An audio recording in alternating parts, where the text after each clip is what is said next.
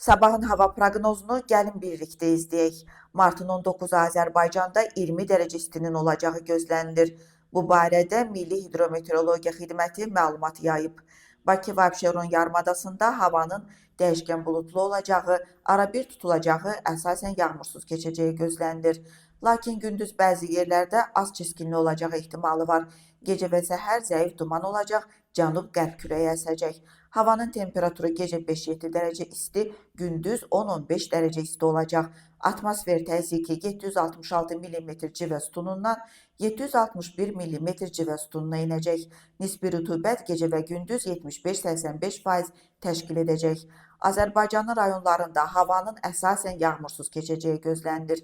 Lakin gündüz bəzi yerlərdə az yağıntılı olacağı ehtimalı var. Arabir duman olacaq, mülayim şərq küləyi əsəcək. Havanın temperaturu gecə 5-10 dərəcə isti, gündüz 15-20 dərəcə isti, dağlarda gecə 1-6 dərəcə isti, gündüz 8-13 dərəcə isti olacaq.